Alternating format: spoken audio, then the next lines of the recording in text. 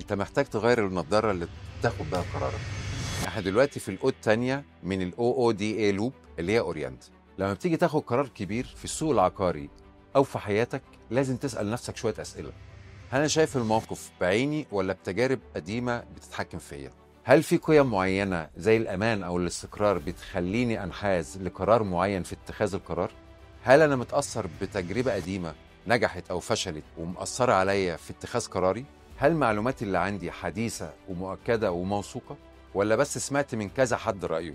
طيب واحساسي، هل في خوف، استعجال، قلق، ولا انا بفكر بهدوء ومنطقيه؟ هل في تعارض بين اللي انا بشوفه واللي بيتقال لي ولا الاتنين متطابقين؟ لو القرار يخص العقار، هل القرار مناسب لخطتي؟ هل السعر المعروض عليا مناسب للمنطقه وكمان بالمقارنه بالمناطق التانية ولا لا؟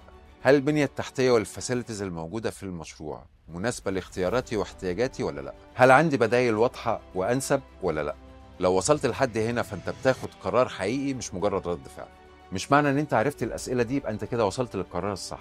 علشان توصل للقرار الصح قوم هات ورقه وقلم واكتب اجابات الاسئله دي عشان تقدر تقيم وتحلل قرارك صح ويكون كله بالورقه والقلم.